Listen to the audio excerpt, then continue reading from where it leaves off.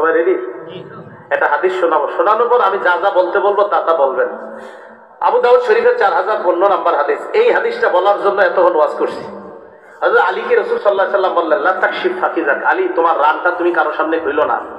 ওয়ালা তানজুর ইলা ফাকিজি হাইয়িন ওয়ালা মাইয়িতিন, তুমি জীবিত ব্যক্তির রানের দিকে তাকায়ও না, ওয়ালা ফাকিজি মাইয়িতিন, মরা ব্যক্তির রানের দিকে তাকায়ও না। খুব ভালো করে বুঝেন।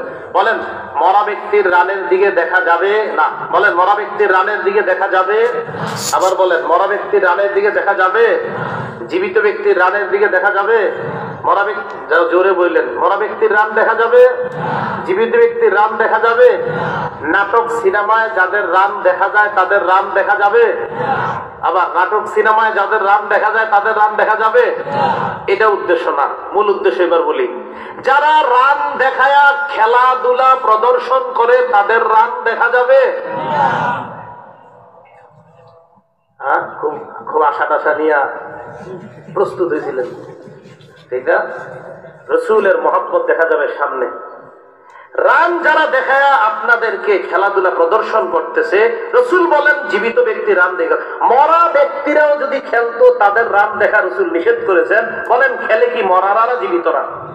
এই জীবিত ব্যক্তির রান দেখা যাবে না। অতএব কেউ যদি রান দেখায় খেলে তাদের রান আমরা দেখবো না, কারণ নবীকে আমরা মহব্বত করি। আর কেউ যদি রান দেখে বুঝতে হবে নবীর এই কথার মধ্যে তার নবীর মহব্বত, যে রসুল বলছে রান দেখো না।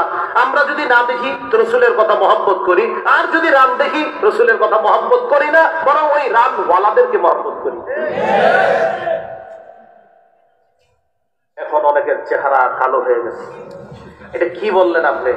নদী থেকে ওঠার সময় দেখলাম পতাকা, আপনাদের নদী পার হয়ে এবারে দেখলাম পতাকা। আর কিনলে যে আল্লাহ এটা নজরে দিয়েছে, এটা দেখেই সাথে সাথে নিয়ত করলাম এই ওয়াজ করব। তাহলে আমরা যদি আল্লাহ রসুল সাল্লাল্লাহু আলাইহি সাল্লামকে মহব্বত করি, তাহলে রসুল সাল্লাল্লাহু আলাইহি সাল্লামের কথা মানবো। রসুলের কথা মেনে কারো রানের দিকে আমরা তাকাবো না। আমি কিন্তু বারবার বলছি, রসুলের কথা যদি মহব্বত করেন ব্যাস কারো রান দেখা যাবে না। আর যদি মহব্বত না করেন, দেখবেন ওলামায়ে কেরামদের সাক্ষী রেখে গেলাম সিলেটের, আপনারা যদি দেখেন ওনারাই বলবে কি ব্যাপার, রসুল না নিষেধ করছে রান দেখতে, তোমরা কি করছো?